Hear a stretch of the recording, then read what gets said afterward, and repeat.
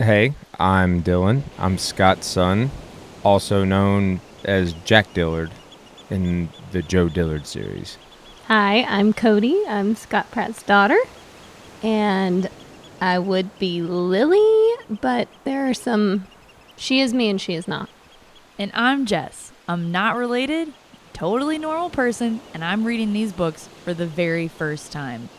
This is Scott Pratt versus Joe Dillard, the podcast, a behind-the-scenes look at the best-selling Joe Dillard series.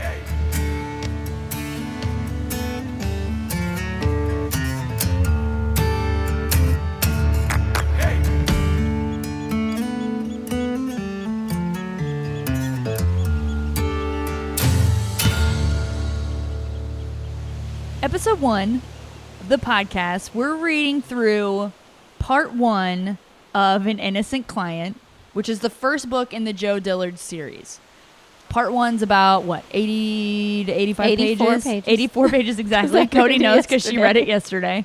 I wanted to ask you guys, because I think it's interesting. Obviously, this is my first time reading it, but when was the last time you read it before we read it for the podcast? Do you remember? Mine was a long time ago. Like, Same. really? You? Well, I didn't know because you have to proofread it. I mean, yeah, I proofread it several times, but honestly, I've been wanting to go back and read me it too. since Dad died, Yep. and I haven't. This was like the push I needed, you know, because in a lot of ways it's been like I've known like it's something I have to go back and reread all the books because for most people it's entertainment and it's great and it's all that stuff, but again, like for us it's very real. It's like a chronicling of our lives in a lot of right. ways, and it's Dad's voice and it's him. I mean, it's him, So and it's a little bit like we covered in the previous episode, but it's like it's a tattoo on eternity. Yeah. Dad has put his words down forever, like evermore. So I think it's a little heavier it is for us to read. Well, I would assume. It's just heavier for us. It's not like we just pick up his books and have a great Right. time. And not that we don't have a great time, but it's like a heavier I was going to say, are you thing. guys like nervous about it? No, I mean, I've been wanting, like he said, No, I think we both wanted I'm ready to. now. I'm Yeah. so Yeah. ready. I want to do it. I want to feel his voice in his just because when you feel Dillard and you feel his voice, it's like you feel him Yeah. again. And we haven't done Like that. even I don't know. I've had in the last couple of weeks. I've had several dreams, that he's been a part of, and I've done that since he's like several times since he's died, but especially in the last couple of weeks. And I think it's because I've been reading Yeah. the book. That makes sense. And that's kind of like unlocked that in my brain, and I've had like dreams that he's been a part of where he's been there, and we're having like these very real organic conversations where it's really strange when I wake up and have to be Reality. like he's not here. Yeah. So anyway, There's never yeah, a simple question with I've us. No, I think When'd it's you good last though. read No, these? but I think it's good. I mean, it's different. Like my experience obviously is completely different than what yours is reading the book. And we're not here really to learn about my experience. Make Well, yours what I think. But well, I think yours like too. I think no, this is good. I think it's good for like I don't know. I think it's how long has it been? Almost 2 years. Since he died, it'll be 2 years in November. In it was November? 2 years in June for Mom, so it'll be 2 in November for him. And I also think, like, I read almost every book right after they came out, Yeah. and I enjoyed them, but, like, my go-to is, like, I don't usually read Yeah. legal thrillers, so it's like What? I usually read epic fantasy Right. novels. So I'd, like, read them, and I enjoy them. I enjoy them a lot, and sometimes I go back and reread the one before or whatever, Yeah. but then when things started happening with Mom's sickness and then they died, like it just, even reading about her journey sometimes could be a little hard. So Yeah. Maybe for those who are unfamiliar, so both of your parents have passed away. Your mom passed away in June of 2018. from breast cancer. Yeah. Yes. Yeah, metastasized, yeah. And your dad passed away in November of 2018. Yeah. So we're coming up on 2 years. Mm-hmm. Do you anticipate that this, like, reading through these books again will be some sort of, like, not, what's the word I'm looking for? Not closure, but like be a little comforting. But like kind of like a little bit of a grieving process, like a little bit. Oh yeah. Yeah, therapeutic for sure. Therapeutic. That's a good word. I think so. Yeah. You know, it's been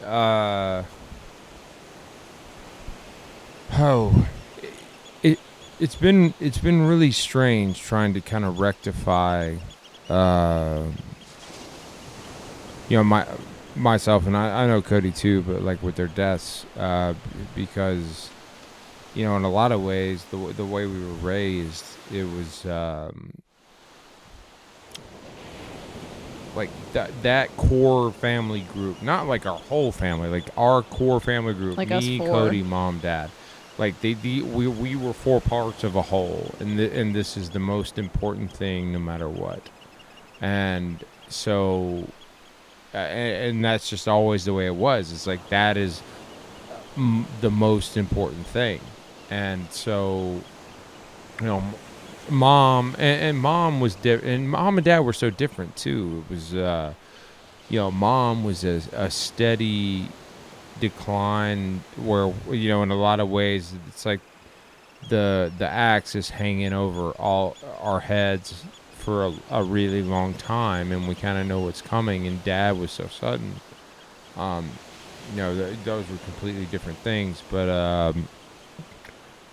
I don't know. It's been really strange to deal with. I think we've both locked, for survival purposes.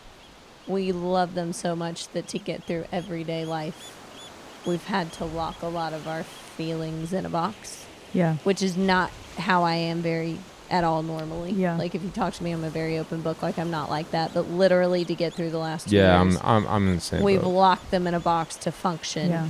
But we hate that. Yeah. Like we absolutely hate that because we love them so much, and like they were such a huge part of our lives that we want to not do that, but it's like still too big.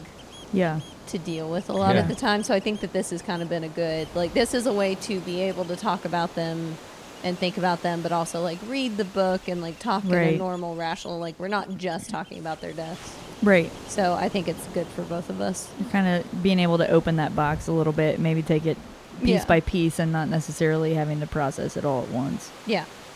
Yeah. Well, I think I said earlier, I think it's like we're reading the diary of our family. I think that's a good way to put it, because so much, like if you put the timelines together of books as they were written, when they were published, versus what we were going through in real time, they match up, they correlate exactly. So I think it's going to be a weird experience. I think it's going to be therapeutic. I think I'm at a place, and Kody feels like she's at a place too, where we're prepared to kind of go back through it. But it's going to be hard. I mean, it's not going to be hard. It's going to suck. It's going to be awful at times. It's going to be, I think, a lot of parts of it will be great, and like really being, I don't know, serenaded by Dad's voice at some level, and I feel like I'll find that therapeutic. But reliving a lot of the stuff that we went through, and like it's like you know how things are going to end. Yeah, that's my thing mean? With why I can't deal with the grief, no matter how hard I try, is because the end result is never different. Yeah, they're not going to cut like that, and that's why I just but the Dillard books don't end that way. Right now they're still open ended, and we're working on that, and we're figuring out a way to, like, we're gonna get that figured out. But but we know, like, going through the family story, where the family story ends, and obviously there's a parallel with the books. just going down that journey, and it like it was hard. It was really hard living it once. Yeah. You know. Yeah. So yeah, that's definitely been a consideration. Like, So I mean, I've wanted to do it. Yeah. But yeah. I think so. Kind of in like your line of what you were talking about. When did this first book come out? So the first book, I'm pretty sure, was published. This stuff's a little cloudy. I don't know the difference between. I know it was finished like circa 2007. Yeah, so it was originally, he wrote it after everything happened when I was still in high school and Dylan was going to college. So in the part that we read, she was a senior in high school and Jack was in his first year of college. So it was kind of that same period. So Yeah, like Okay, so 2007, 2008. On that note, let's walk through part 1 of An Innocent Client. Kody, since you were the most recent reader of because you're the most procrastinating. Yeah. Take us through like the elevator pitch, right? So we're, probably people are listening to this, they've read the book. Mm-hmm. So we don't need to go through it detail by detail, but give us just a basic rundown. Okay. I'm going to do my best. All right. Do your best. Okay, so we come into the story. Joe Dillard, he's in a bad place with his law career. He's been doing it for quite a while now. He went in with the idea of kind of wanting to be in the district. Is it the district attorney's office? Originally, yeah. But then he found out as like a... Oh, God. You don't make any money over there until you become the actual... Yes, you don't make any money attorney. as a rookie, so he goes into criminal defense, gets all these... Our dad, exactly. Yes. Gets all these, kind of horrible criminal clients that have done really awful, horrible things. For a while, kind of just gets swept up into the I'm making so much money, I'm winning kind of train of thought. And then in the book, he tells about when he had this moment. So this is all in part 1, but it's kind of explaining pre-book time. When he finally gets a client that he wins and his client gets off and the client comes in to give him a bonus with the money that they got for killing, for murdering the person that he got them off for. So they were guilty the whole time. That kind of jerks him out of all of the excitement of it. He hates it and he hates himself for it. So him and his wife, Caroline Dillard, discuss that over time, over the next couple of years, he's going to pull out. He's going to pull back. And then they're going to figure out what he's going to do. So that's kind of where we're coming in to this story. In the very beginning, he has this awful client. I think his name's... Billy Ray Dockery. Is it Billy Ray Dockery? Is that the guy that admitted to murdering? I think it's Billy Ray Dockery. I thought it was Raymond. Okay. I don't think so. I think it was Billy Ray Dockery. Okay, well, he gets this client that's awful that he hates to be in the room with, and it kind of goes into Dad's actual, like, physical... It reminds me of Dad a lot, the scene with him in the jail when it opens up, because... That's chapter 1, right? I think so. Johnny Wayne Neal. Johnny Wayne Neal. That's who it is. Billy Dockery is in part 1, but he's later on. He's the one that admitted to the murder, I think. I'm getting him confused. So, Johnny Wayne Neal, it just puts him in a room with a client, this little man that's just this awful monster of a human being. Yeah. And kind of Dad's, and this is so Dad, like the little thoughts of like wanting to stuff something in the guy's mouth or like almost get violent while he just sits there with a smirk on his face. Very Dad, like very physical, but like holding himself back. And Dad didn't have much of a filter with people like that, I don't believe. So just Dillard is like so Well, I would blatant. imagine too, like if you're super black and white, like if you have this like innate sense of justice, like you just have like zero tolerance for people who are just like. And he killed. It doesn't help that he killed a beautiful young innocent woman, who just you know whose parents had her killed, but that was something too that Dad really struggled with because and it's the truth, like all like 100% accurate, exactly all of going back and reading part 1. that's exactly where Dad was mentally at the end of his law career. It's unbelievable. It's exactly how he was. Dad, when he got into law, he really deified the Constitution, and he really felt like he was going to be some white knight for all these oppressed peoples out there, and all of these just wrongfully accused, just victims. You know what I mean? Yeah. Like victims of the criminal court system and of the police. And what he found out relatively quickly is that a lot of people did the shit that they were accused of. You know what I mean? As it turns out. They would, they would lie to him. The people on the justice side of it, the people prosecuting them, or the police, or the people that were supposed to be the white of the black and white, good and bad, evil, and all that. Yeah. Also blurred the lines. Right. Also so what he learned very, very quickly. It didn't take long for the shine to kind of wear off. So he learned, number one, that a lot of the people that he was representing actually did whatever they were accused of, but his job was still to give them a zealous defense. And Dad was really, really intelligent, and he was really, really charismatic. And if things came down to a jury, a lot of times he could find loopholes in case law and figure out ways to get people off that were guilty. 100% obviously guilty, but he could find technicalities and find ways to get people off. And it's a challenge what he also, when you think of it that way, when you're not thinking about what he also learned during that time was that, but that's how you get paid. That's how you make money. Yeah. So, where's the incentive? The incentive is to make money. So obviously, like, the incentive is wrong. The other part of that too is that Dad learned through that is that police officers lie, that prosecutors lie. I don't know that he said verbatim judges lie, but Dad hated judges more than anybody, so I think they probably lied too. Let's get real. Which I think we can all see that's a pretty common theme in the books. But yeah, he got into it very idealistically. Yeah. And that was very real. And where he was at the end very much reflected his actual mind state at the end of his law career, where he was so conflicted because he felt like he hated the person that he had become.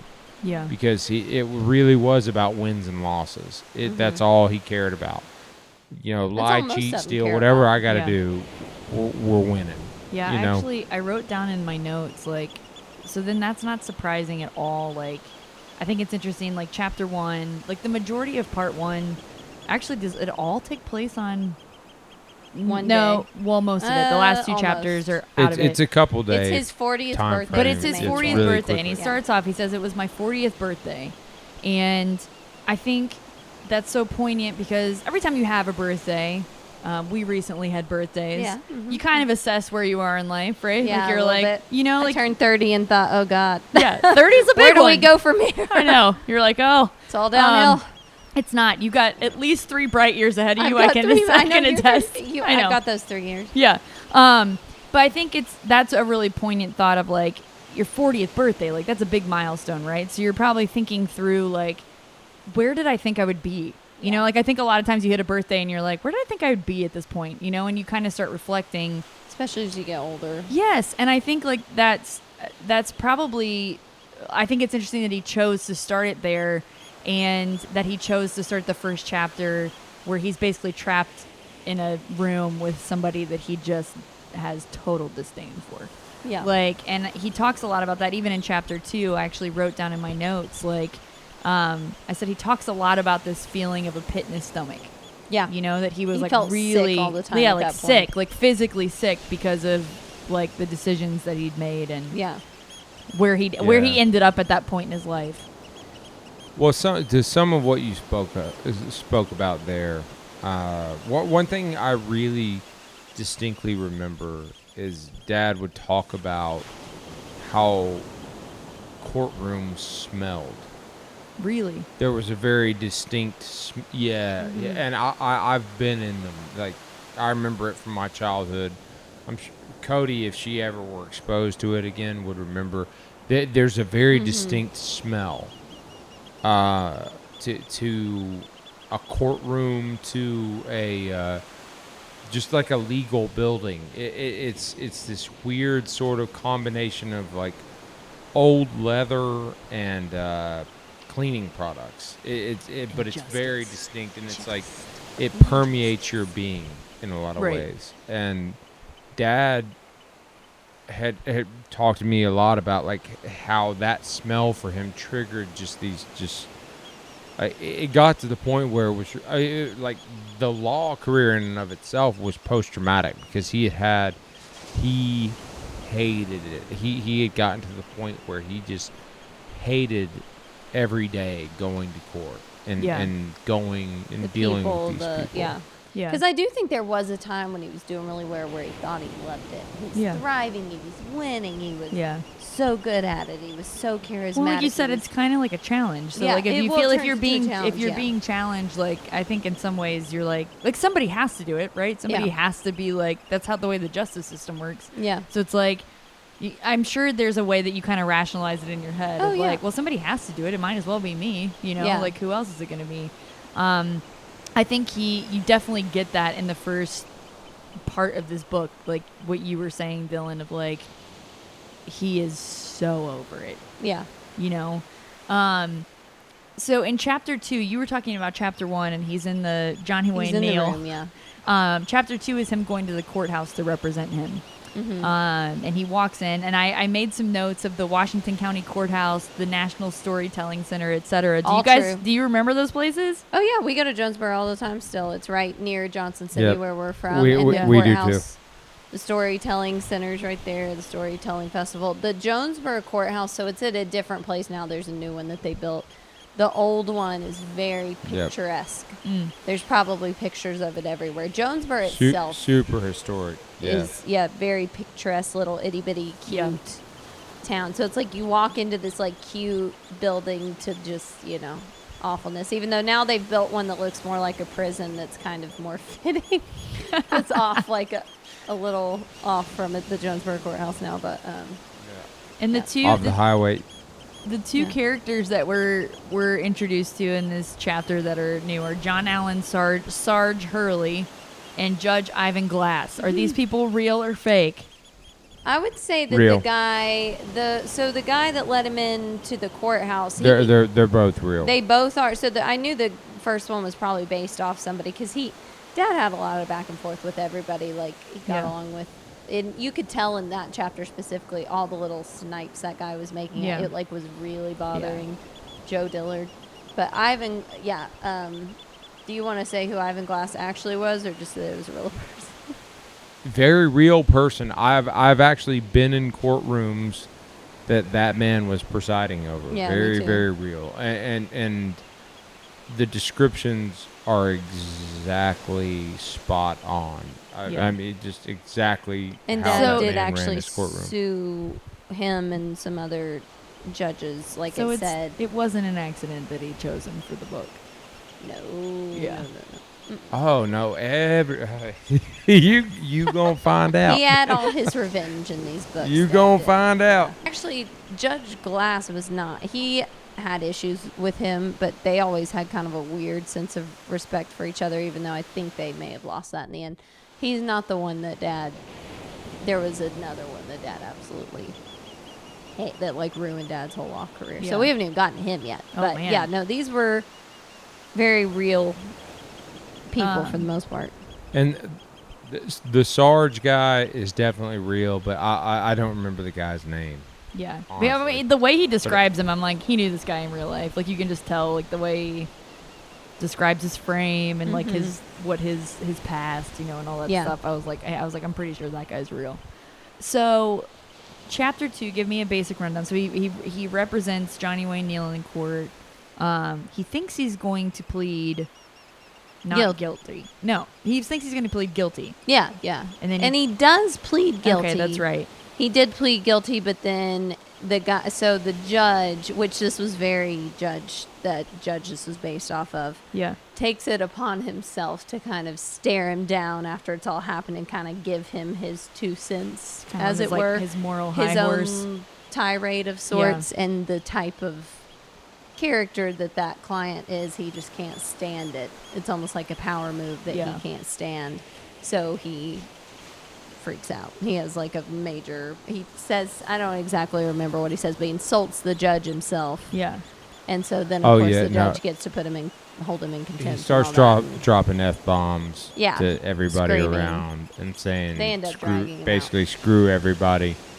And he ends up gagged and gets dragged out of the courtroom by a bunch of bailiffs, which is interesting. So, like you said, I think the judge that Glass was actually based on, that is he was known for exactly what Kody said.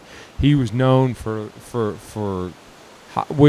which is hilarious because he had a history of being morally questionable for a lot of things back pre-judge, like when he was a lawyer.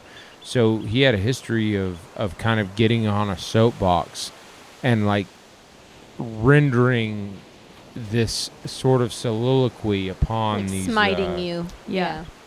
Upon these upon the condemned. Yeah. You know what I mean? Yeah. And it was just like, dude, which with this guy it's kind of fair. You know? Yeah. But it's just one of those things. Yeah, where it's like, I get that. Yeah. I got to be honest, because reading the book, so the first 2 chapters, the title is An Innocent Client, and I thought he was kind of setting it up in a way where I was like, is this guy, like, he pled guilty, but, like, is he innocent? And then, like, it goes to the next chapter, and I'm like, oh, no, that was like a whole other thing. Yeah. I'm still waiting. I'm only through part 1. I'm still waiting for it to come back around and be like, it was that guy, and he was innocent. Definitely not him. No, definitely not him, I don't think. Not him at all. It's sad though that's what he would. That's such like a whimsical, almost kind of birthday wish. Yeah. That's such a sad. That's like what he just really. Well, it's like it was. I feel like in that like state of his life, like if he metaphorically blew out a candle on his cake and was like, I just have one wish. You know what I mean? And it was honestly, I think, just like a simple thing that he wished he had every day. But and don't you think too? Like I think. Not that it's like the easy path, but like, don't you feel like there's something that's just like, for once, I wish. I just want to meet a human that actually comes in here and tells me the truth and really didn't do something and is being wrongfully accused. Yeah. Right, exactly. Like, I'm sure he assumed that would happen more often than it did. Yeah. You know? I think so. So chapter 3, which we got to note that the chapters are not numbered. I did tell this to not Kody. In this book. They're not we numbered. That there are yesterday. No chapter numbers, so it's all. Yeah, he changed that in the future, but yeah, this first book, it's all date time. I know, which I kind of love that, but I was like, so now you can't say chapter 3. You got to say April 12th, 10:20 a.m. Oh wait, 10 a.m. Oh gosh, that's chapter 4. No, I think it's 10 a.m. You're right. I was a chapter ahead. Wow. See, I was 20 minutes in the future. I missed it. Okay, so this is where we meet Special Agent Philip Landers. Is this a real dude? No. I feel like he's more a culmination. He's of a Frankenstein. People, Yeah. Dad. He's a Frankenstein of a lot of people that Dad had known. That he did not. I mean, it comes across honestly as kind of crude in a lot of ways, but it's like a Phil Lander per se, like somebody who is. I got it. I just got it. That's freaking that was genius. The whole thing. I never got that. That's freaking genius. I didn't either. Yeah, that was the whole thing. Is that it's like, all right, I'm gonna make this guy as much of a chauvinistic, degenerate womanizer as I possibly can, and this is gonna be his name. And I mean, honestly, actually, you're right. I didn't. I guess I'm kind of saying it from a point of having known. I wouldn't have known at first that it was like Phil Landrer or what. Yeah, no, it's brilliant. It's what really it was subtle. based on. Yeah. But then when he told me, I was like, oh yeah. And then, but once you've read it 18 times, it's like, yeah, you start picking up on that stuff. Of course, people will know that's what you're saying. didn't. But Cody learned something new tonight. That's accurate though. One of the notes I wrote about that chapter was like, I was like, wow, he's a real jerk. Yeah, I think he met people here and there like that, but in general, I think he needed, you need good and bad guys on both you have sides. you have to have something that's like the opposite side of the. Almost like the well, villain honestly, and the that's good the side of side. the angels, and he needed to vilify that side. I feel like, that like typically in this genre, that is the side of goodness, and he needed to really make people hate that side. Yeah, for sure. And I think, okay, so he's at the Purple Pig. So, Purple Pig, another thing. There is a restaurant at home called the Red Pig.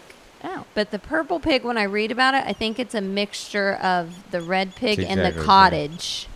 No, it's a bar. Yeah. So it's more No, like the yeah. way he describes it is more like the Red cottage. Pig. The Red Pig has a bar.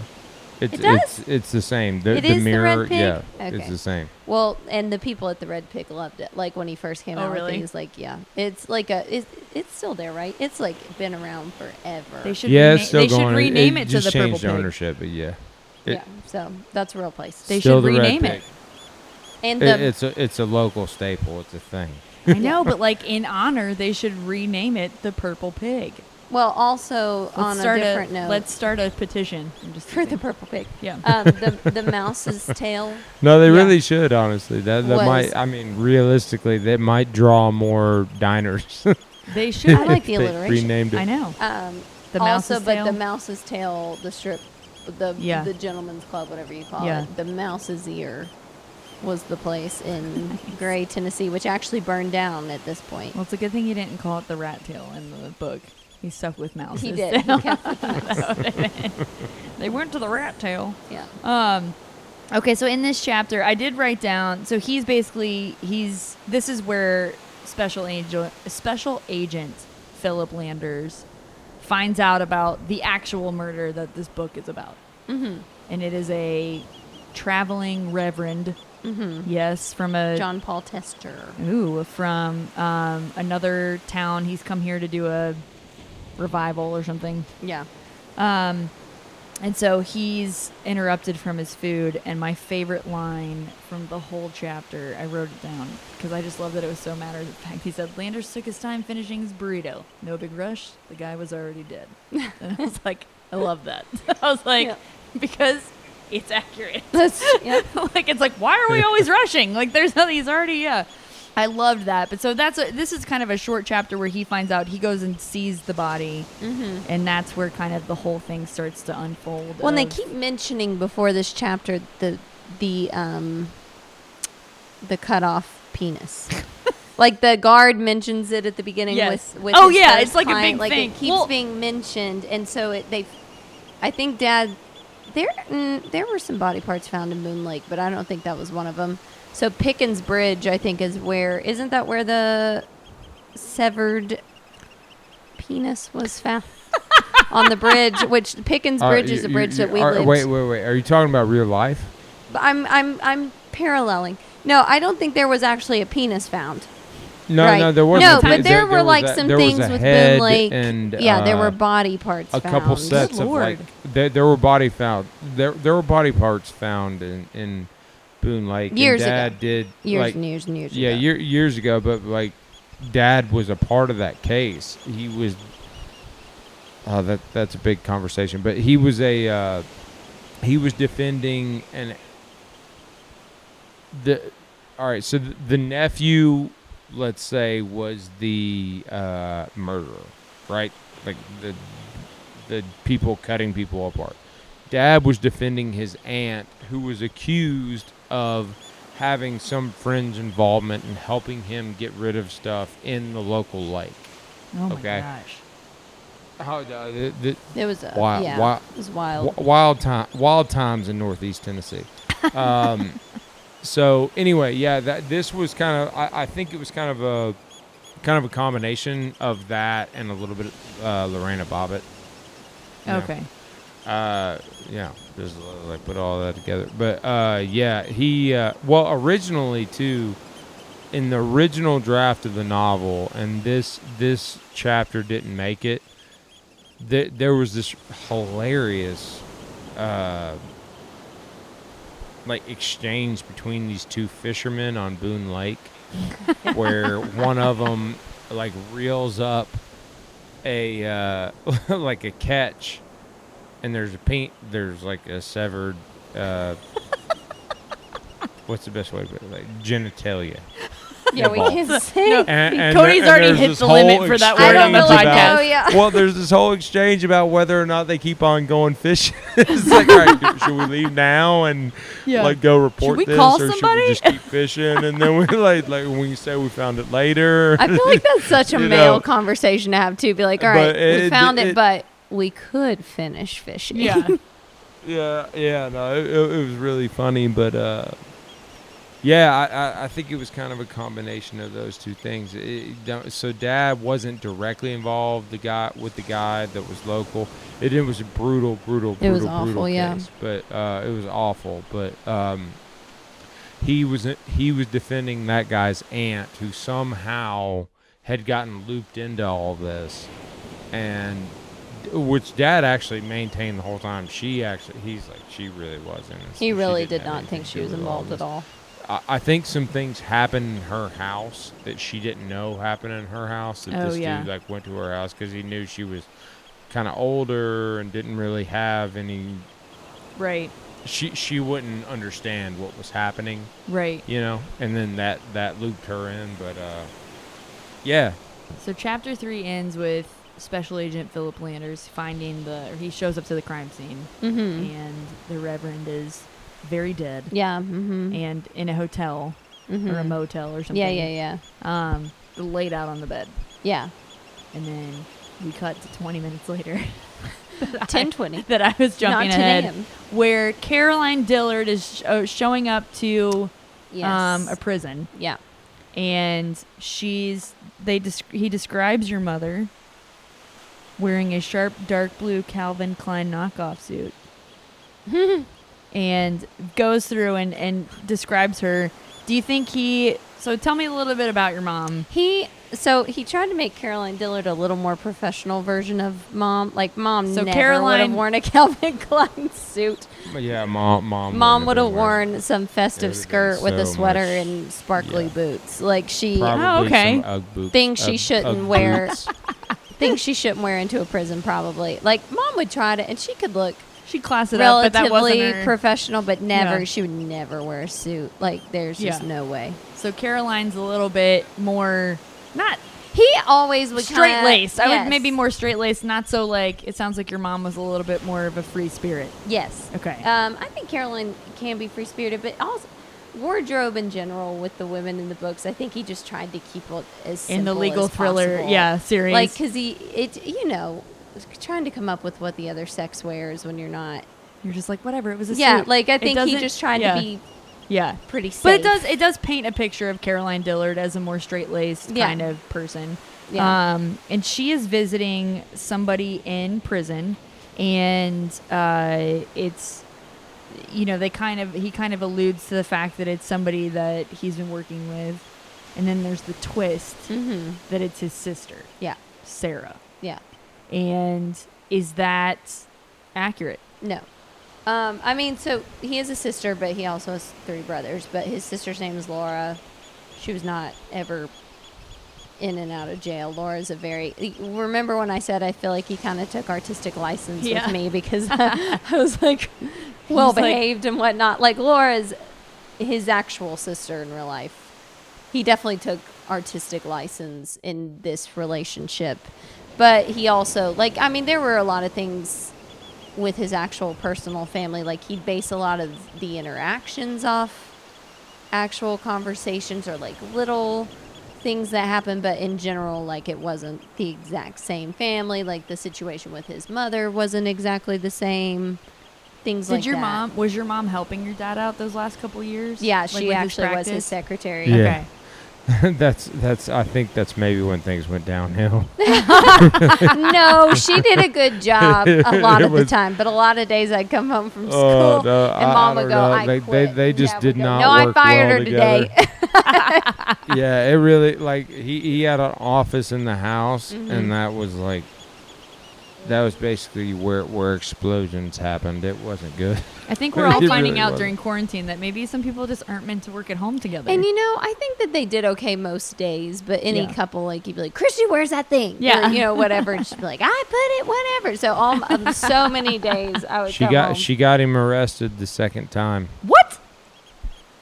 What? The second time he got arrested, she got him arrested. She was supposed to have gotten a signature from a client.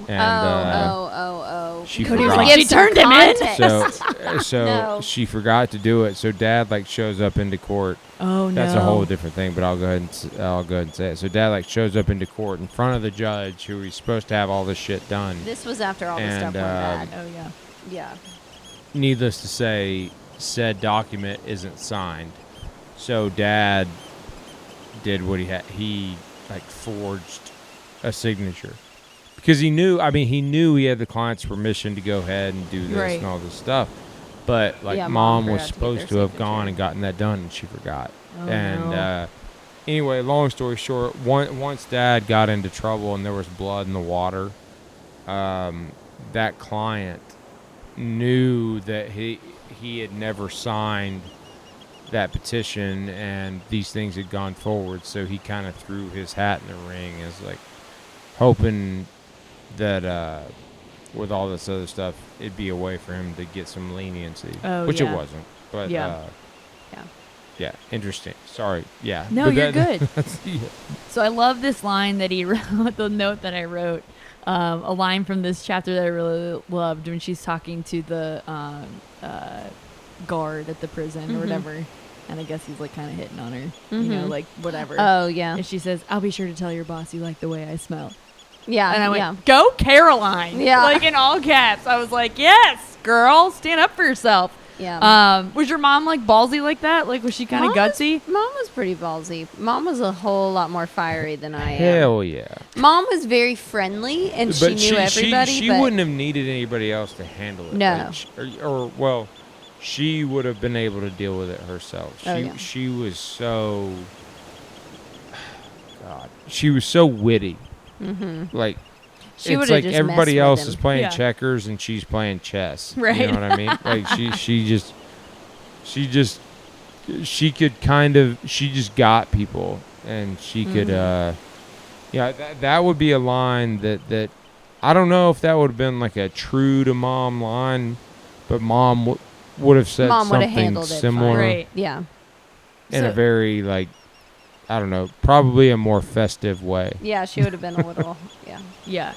So in this chapter, she's meeting with her sister-in-law, Sarah, and basically Sarah's getting out of prison that day, and so she's basically telling her come stay with us. Yeah. You need a place to kind of get on your feet.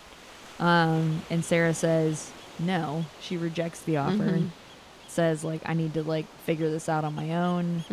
All that jazz. But you're saying none of that, obviously your Aunt Laura wasn't in prison. No. I think he takes little things little interactions he had with people here and there that were in those situations. And, he had, I'm sure some of his family had some issues here and there, but Laura was not, there was never a time when they had to get Laura out of jail. Right. They definitely would have offered, for her to stay with them. But, yeah. No, that was more to build the relationship between Joe and his sister and kind of some of the things that happened with them. So Right. Gotcha. No, I agree. Yeah, that was more narrative stuff. Yeah. The next chapter is Phil Landers. I can't now I have to say his name that way. I feel like I can't not say it. Phil Landers. I'm just going to say it all one word. He goes to the Purple Pig. So he's trying to drum up some backstory, right, to whatever happened to this priest, reverend, and apparently he went to high school with one of the women that owns the Purple Pig, And this is the chapter where you get a real taste of who he is as a person. Yeah. You're just like, this guy is a sleaze bag. Like, everything about him, you're just like, everything he thinks about other people, everything he says. It is I think that chapter more just shows kind of the small town feel. Yes. When you walk in, like and everybody you went to knows high each school other with a lot of people, or maybe you slept with those people. Yeah. And you know, like, I think that's very much that kind of feel. It's like Cheers, where everybody knows your name. Yeah. You know, like that kind of a thing. But in this chapter, doesn't he find out? Is this where he found out that he was at the Mouse's Tail? Yes. Yeah. So this is where he finds out that the night before he was not at the... Well, he went from the Purple Pig to the Mouse's Tail. Yeah, because he asked the owner. Right. Which is the Gentleman's Club. So this chapter was more of like a, like you said, small town feel, kind of getting people to know Phil Lander's character a little bit better, but then it also is a plot point of like he wasn't actually here. And it's scandalous because reverends aren't supposed to be at those places. No. So there is that plot movement. The next chapter is it him going to the Mouse's Tail to investigate? Is that when he goes and meets Arlene? Yeah, because it's is it Arlene Barlow? Yeah. This is this chapter. Yeah. I love. Okay, now I realize I'm only in part 1, so I don't even know if she has a hand in it or what she's doing. I love the way he wrote Miss Barlow. So Arlene Barlow is very loosely based off my grandmother. Are you serious? My mom's mom. Bright red hair, Ann Hodge. That's amazing. So she obviously wasn't a gentleman club owner and didn't wear things like leather pants and leopard tops and heels, but she's bright red head, and a lot of her wording and the way she talks. I love I loved her dialogue. Her like go-to curse word is shit damn it. My grandmother. She's very much like it's almost a show with her voice, like she can turn one syllable into 3. Yeah. Well, like, wow. If you're a good Southern woman, you can. Well, yes. Yes. Child, yes. I love that. And my very, very my grandmother is also very clever and witty, which is where my mom got it. And I think Arlene is very that kind of. So that's hilarious. Mm-hmm. Okay, like my note was like I could hear her talking. Oh yeah, like I could hear it. Well, that's because he based it off somebody that we taught. Like I could tell, like any of us, at the drop of a hat, we can imitate my grandmother's voice because it's just so specific. Yeah. And but that's awesome. She says, but that's kind of fun. Like there probably wasn't a character in the book for, your grandma, like his mother-in-law. Yeah. But to be able to take that idea and like infuse it into a character that's obviously nothing like her, but still has that like feeling. The same. Yeah. Mm-hmm. I think that's pretty cool. Yeah. So in that chapter, he approaches Miss Barlow. She's the owner of the Mouse's Tail. Mm-hmm. Come to find out, like, her husband passed away, but they owned it together. Yeah. And basically, like, he's trying to, like, confront her to see what she knows, but she's not scared of him. Yeah. And so he kind of makes that point of, like, usually guilty people aren't scared. Like, you know what I mean? Like, they're, like, the ones that are, like, putting up a defense. Mm-hmm. And so she kind of becomes, like, maybe the first suspect in the book. Of like something fishy's going on there. Like I don't know. Like this is. She also slipped up and said that the Reverend was murdered. Yeah, and he said he never mentioned that. Yes, that is the big key takeaway I think of that chapter. All right, chapter 7. Moving on. At 12:10 p.m. We're now at 12:10. We're getting there. On April 12th, I wrote. Okay, so I don't remember the breakdown of this chapter, but this is where he goes to visit his mom. I said, enter Grandma Dillard. This is a big... How accurate is this? So his mother did not have Alzheimer's. So that's one thing. So that was a bit of an artistic. But then they did deal with Alzheimer's. My dad's mom had Alzheimer's. My mom's my grandmother, Grammy, that we were just talking about, that Arlene's based off of, her mother had Alzheimer's. Okay. So he's around Alzheimer's, so I think he had experience. Like, that was why he's kind of able to write it. Yeah. But there is some truth to the story with him and his sister when they were younger with an uncle. Okay. So that's such a big father motivation point for Dillard, I think, and also my father ultimately, like, I think at the end of that chapter even says he became a lawyer to put people like his uncle in prison, or he does say that. Or to defend people like his sister. Yeah. So I think that my dad's relationship with his mother could be complicated at times, but it wasn't nearly as complicated in this way, like with Alzheimer's and whatnot. But his father wasn't around a lot growing up, so it was that similarity. So there's some stuff here. So his mom didn't suffer from Alzheimer's. No. But it is, I think it's actually kind of brilliant. It's a really good kind of plot device to kind of relive old skeletons in the closet, you know, kind of stuff that like maybe was hard to go through that you wouldn't like. How do you talk about that in a book? You know what I mean? Like, he's not going to be like, I was sitting there thinking about, you know, it's an interesting, it's at least like narratively an interesting way to bring up a character motivation. And I think that, you're saying that there's some of it that was factually correct as far as that goes. But the big takeaway, I think, is that this was a big motivation for Joe as a character. Yeah, and I think just there were some ups and downs with him and his mother and their relationship, and some complications with the father and her trying to kind of be. She worked, and then just the father wasn't around all the time. So there are some things that reflect the real world. Yeah, it's like an chapter. Interesting way for the character to kind of like work through that stuff. And I think having like a mom who has Alzheimer's, like like the way that the chapter is written, it's like him getting stuff off of his chest that he like, and he feels the freedom to do that because he knows his mom's not going to remember it. Yeah. And so I think it's an interesting way to kind of go about that. But and to introduce something that is so core to Joe Dillard. Right, exactly. Yeah. The other big thing, enter Jack, a.k.a. Dylan. This is the first chapter where you are brought up. So what does it say? It talks about your baseball prospects, which obviously that was a thing that you went through. Do you want to talk about that? Sure. Yeah, it was, you know, the baseball stuff was, I mean, that was life choice plan A. Obviously didn't work out.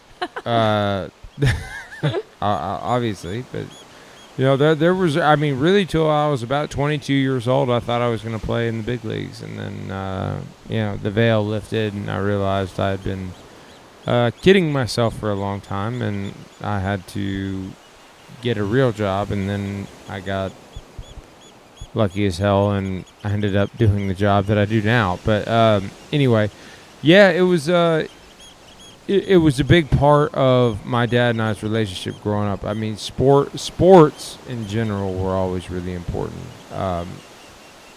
Basketball was my first love, and Dad like helped me train at that, and I got to be where I was really good at that. And then it was like, oh, hey, you have a lot of limitations in basketball.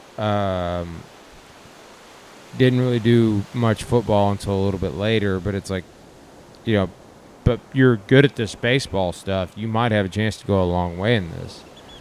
And, you know, I can remember having those conversations with Dad when I was like 8 or 9 years old. And it's like, okay, we're going to focus on this now. Yeah, he liked to have those conversations. Yeah.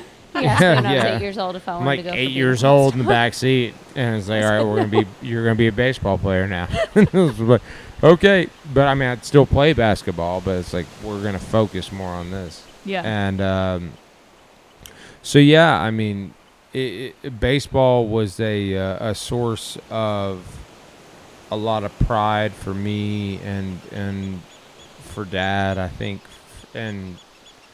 I had a lot of success in it, especially in high school, but I had a lot of success in college too. But it was it was something that we really spent a lot of time on. Mm-hmm. And Dad really, like, I mean, it was one of those things where, you know, I'm 11, 12 years old. You know, we'd get up at 6 a.m., go to the baseball field. He would shoot me pitches out of a pitching machine that he had bought and that we would have to drag out there over these fences and shit. Oh, it was wild. And we would drag this thing out there, and it weighed like 50 pounds, and then we would have to get a generator and all this stuff. And we would go out there, and it'd be 6 in the morning, and we would hit for an hour, and then I would go back, and he would go back. He'd get ready for work, and I would like shower, and he'd shower, and I'd go to school. And I was in like 5th grade or 6th grade, you know. So it was that kind of commitment, you know what I mean? It really was from a very young age. Yeah. And it was always a big part of my life, and he was always my biggest fan. I mean, it was well, most of the time, until like unless I was sucking. If I was sucking, then he would like tell me I was sucking. But yeah, no, he was my biggest fan.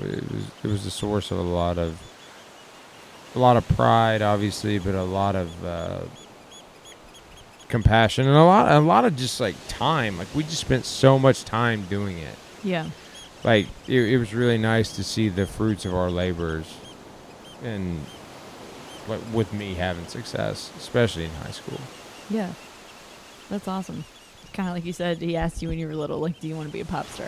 That was just Dad's way. But that's what I'm saying. Like, he kind of swung for the fences. Like, so why would he not like, then do you want to impart do this? that Because to if you? you do, and you do have to start that young. Yeah. And I think a lot of parents, they don't ask their kids. Right. They're just like, hey, we can afford it, or you might be good at this. We're going to do it. Like, Dad at least kind of was like, he would literally, like, sit you down. Yeah. I remember having the conversation in the Woodland house, Dylan, before the lake. He'd be like, you can you can sing. Do you want to do this? Do you want to be a singer? Do you want to be a performer? Like, because we can start going places. We can start da-da-da. And I was like, I remember just being like, no. I don't. Dad, I don't. I mean, I love to sing and I love to perform, but I don't want that life. Yeah. I said that, and he was like, all right. Yeah. Well, one of the things is once you set yourself up for that, he was going to hold you accountable for that. Right. Yeah. Yeah. And like, you know, Dad's the way he held you accountable was I don't know if it was from a military standpoint or what, but he it was a little militant. It was extreme. I mean, Yeah. it was like, I thought you wanted to be this, and you know, whatever. I mean, there was a point when I was in 2nd grade. I was like 7 or 8 years old. I had put on a bunch of weight, and you know, I was a young kid, probably genetic stuff. But Dad was like, "You put on too much weight, you're a fat ass. Where you're gonna start running 2 miles every morning before you go to school." So, like, I'm in 2nd grade, and Dad is waking me up at, like, 5:45, 6 a.m. Yeah. And I'm having to go, like, trudge my Hey, I went happy on some ass. of those super early morning runs. He'd make the whole family go sometimes. Oh, my It would be, God. Yeah, like, occasionally. Still But dark it was outside. like a thing. Like, it was mainly so I would be less fat. And we would, like, go... We had this bridge we would run to, and then we would run back, and I it'd just be like remember a little running over 2 miles. around the parking lot of Target. Oh God, I remember that. It's those so days cold. too. I hated it. Nice. Yeah, it wasn't fun. That's So, yeah. crazy. Anyway, but that's like a little microcosm of his accountability expectations. Yeah. No, that's awesome. And then we open up the next chapter with your grandmother's favorite curse word. Shit, damn it. That's the first line of the Shit, next. damn it. That's the first line of the next chapter. Yep. Which now I love. Mhm. And in this chapter, what is this chapter about? What? Kody, do you remember? What chapter? With Earlene? So Arlene I Barlow. think it just talks about, she talks to her workers and says, don't say anything. He was not here. Oh yeah, you get a little backstory on Arlene She Barlow. talks about her husband, what happened with his daughter. Yes. His daughter died. Angel is the replacement. Right, and so daughter. so Angel is a girl that works at the Mouse's Tail, but she came off the bus with some of the other girls, and Arlene just really took a liking to her. Felt like very motherly to her. And she looks just like her husband's daughter that died. Is it Gus? Yes, it's Gus. Okay. Looks just like Gus's daughter that passed away. And she had a rough life. Yes. And I think she just and she's just like beautiful. I think just beautiful, innocent, seeming. And she's kind of like, they set her up as like, she's kind of the girl that doesn't fit in at the Mouse's Tail. Yeah, like it's too much. It's too much for her. Like, so they're kind of setting her up. Well, and she had her waiting tables. She wasn't actually like dancing or doing anything like that. But even the waiting tables, I think she said it was too much for her. But you can also already tell that like the Julie characters kind of sowing discord. That's the girl she got off the bus with, yes, right? Yeah. That is also like, why are we gonna lie? Well, what if where's Angel? Where like Artie is asking and is apparently on cocaine. Yes. Yeah. There's a lot going on. Yeah. In that chapter, but that's kind of gives you like a little bit of backstory on Erlene, and some of the girls, because that comes into play later. Yeah. In the next few chapters. Yeah. Right. They're gonna play a big part of that. The next chapter is April 12th, 6 p.m. And this was one of my favorite chapters because it had a lot of family stuff in it. But this is when you guys take him out for his Cafe birthday. Pacific, which was a place, R.I.P. Not anymore. It was a really cool house in Johnson City that was a nice restaurant that had really great, it was almost kind of Oriental flavors. Ooh. And it had a lot of seafood. It was delicious. Yeah, I love that place, but it's gone now. But so the majority of this chapter is a lot of self-reflection from Joe Dillard on his drive back, because his visit to his mom's like a little further away, so he's got kind of a drive, and he's got some like work stuff that he's doing. But I just have some notes about this chapter that I just wanted to go through. So it says, Caroline went to work at a dance studio owned by a former Dallas Cowboys cheerleader. Is that true? No, I don't know where that came from. I don't think was there a Dallas Cowboys cheerleader? No. So the studio that Mom ultimately ended up owning was her mother's. Okay. So and your grandma wasn't a Dallas Cowboys cheerleader? No, not that I'm aware of. No. Who knows? Not that we're aware of. Although it's not out of the realm of possibility, really. But I mean, she met a lot of wild. people and worked for a lot of people while she was a dancer. Mom traveled a lot when she was younger. They went everywhere. When it was easier then. Like when she was younger, they traveled all over Europe on a dance trip. They did stuff like that. So she would travel with conventions. She would travel with big choreographers. So she may, who knows? Like Mom taught for Abby Lee. Yeah. Like Dance Moms. Yes. Abby oh Lee. My gosh. Are you serious? Mom went up to her studio and taught for her when she was younger. Mom knew Mia Michaels, who's also a huge choreographer. Like Mom she was around. What was the show that Mia Michaels was one of the judges on? So You Think You Can Dance? Yeah. Interesting. So Mom was like, she just knew a lot of people in the dance world growing up. So who knows if Dad was actually basing that or if that was just a random little thing he threw in there. I'm a fan of the Dallas Cowboys. I don't know. Yeah. I think it describes your mom as she taught jazz and tap and acrobatics and choreographed routines for the dance recitals. And I said, wow, that sounds a lot like someone else I know. Yeah. Tap and jazz and acrobatics. She could teach ballet also, any age group from 2 to 18, and choreograph all the dances for the recitals. Yep. Well, like literally how I know you is all 4 of those things. Yeah. Jazz, tap, acrobatics, and choreographing routines. And choreographing recitals. Yep. I was like, not wow. Far from the tree. I was like, that's a pretty accurate. So he goes through in this chapter, he talks a lot about law school and how he got there. And so I said, do you remember your dad being in college and law school when you were younger? Like, do you guys remember that time in your life? A little, like law school time. Not a ton, but...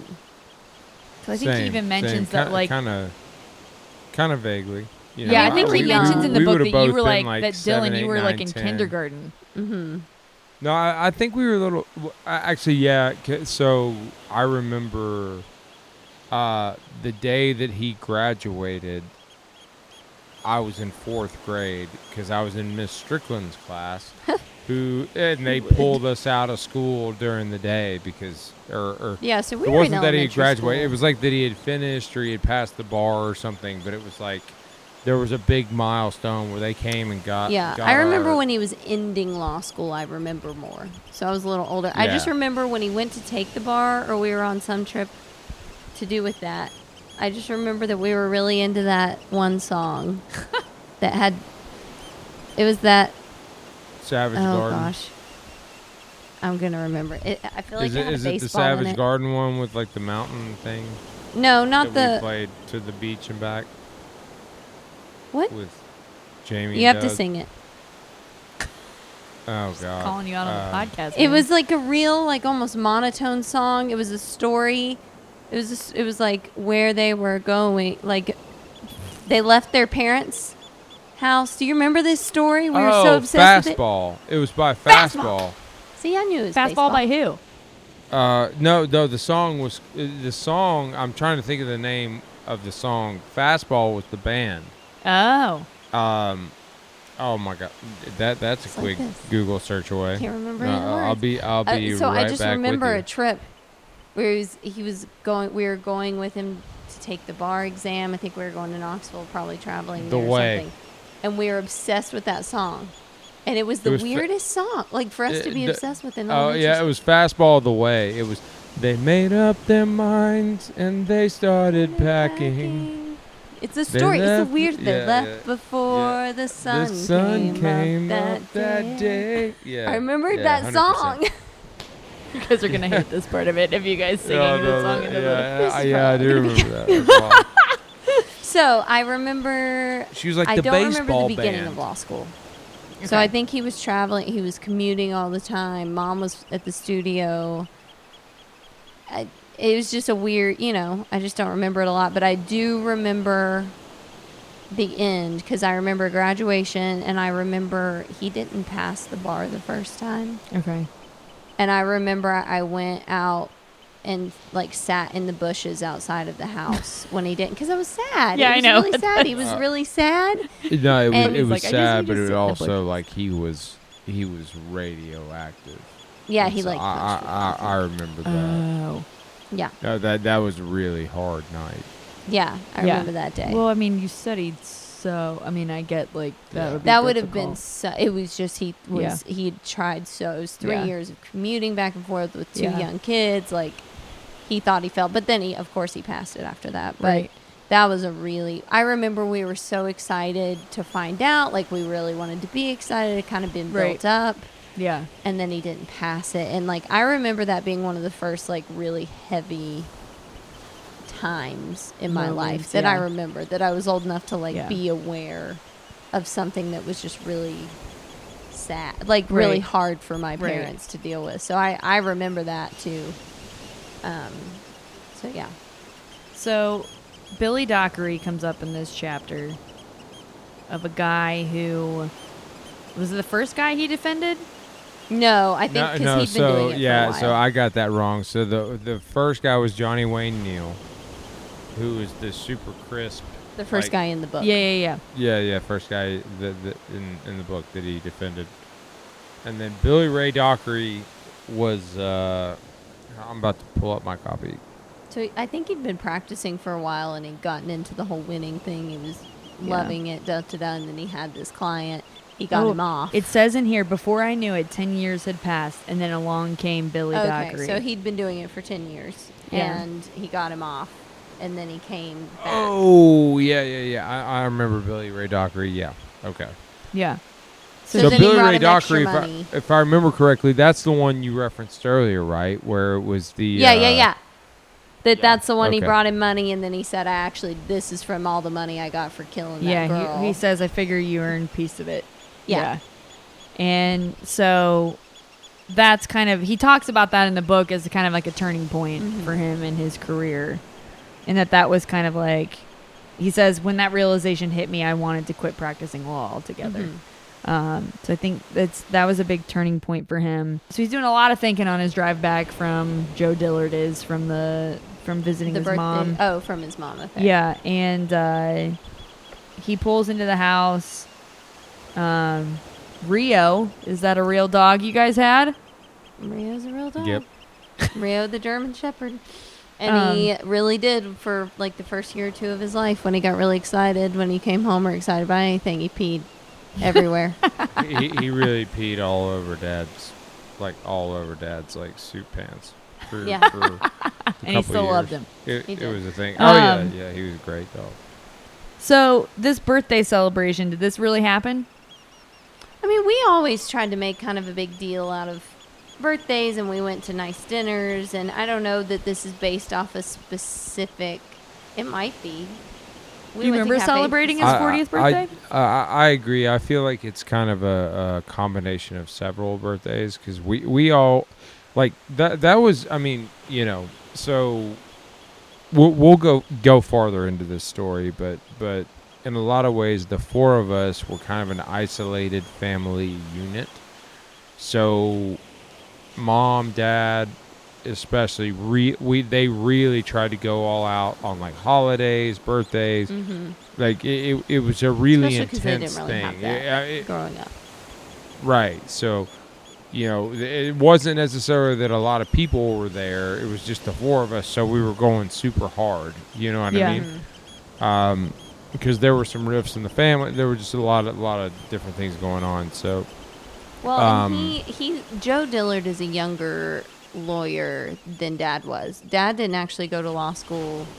He also, like, Mom was 20. no, Dad finished like right around when he was 40. When he was Like, 40. he was in Yeah, his but at late this point, he's 30s. been practicing for at least 10 years. So, and by the time that Dad was 40, we were, if Mom was 26 when she had you and 27 when she had me, that means Dad was 33 when they had me. So by 40, I only would have been 7. Yeah. So, like, I was in going to ask this, that. at Like, so 40 like his age timeline doesn't necessarily match up with. Dillard's. Yeah, He was it a doesn't little match older. it. No, Yeah. right. Interesting. But yeah. It did, and also Dillard did go into the military, but I think it was just for a year or two. It was just something he wanted to do, and Dad did go into the military. I think that Dad's actual experience was probably a little longer. Dad's thing was longer, weirder, and he was in the Air Force. Dillard was in the Army, and he was a Ranger. Dad was in some kind of he wasn't in the SEALs, but he was in the Air Force, and he was in the Special Forces. Mm-hmm. I mean, they taught him Korean. So. Yeah, he went to language school. Oh, wow. Learned Korean. Also, we meet Lily in this chapter, a.k.a. Kody. I have to read your character description. Okay. It says, Lily is Caroline's clone, with the exception that her hair runs to a lighter shade and her eyes are hazel. Lily is 17 and in her senior year of high school. She wants to be a dancer or a photographer or an artist or a Broadway actress. That sounds like me at 17 years old. Is that pretty accurate? Hazel, lighter shade than Mom, but her clone. Yep. That's Spot hilarious. on. Spot on. And I was really into on. photography and art in high school and dance. Well, there you go.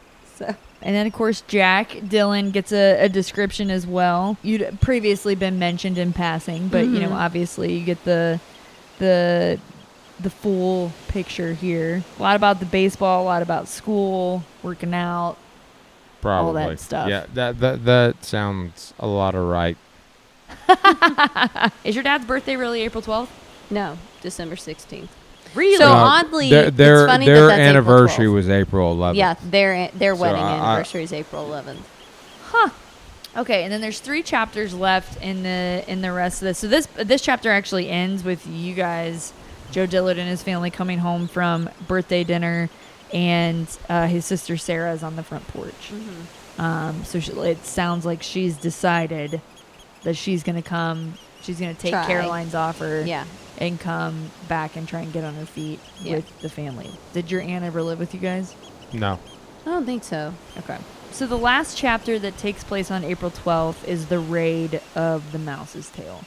So Special Agent Phil Landers, he gets a unit to basically, he gets enough to get a warrant, right? To go in and bust Right. up this gentleman's club. And he basically, you know, stages a raid. He's in there when it happens. It's more painting of his character Yeah, and how terrible of a person he is. But basically, they've got enough on them to start treating them as suspects. Right? These people, Earlene and Angel. And Right. these peeps. And the last 2 chapters actually take place 2 weeks after that day. There's a lot that happened on April 12th in this book. What's the wrap-up of part 1? What happens in these last 2 chapters?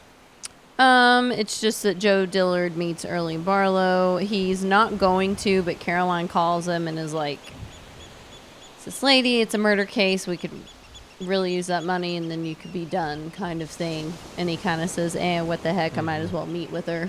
Yeah. So he meets with her. She's very charismatic as is Earlene. It's a whole lot of money.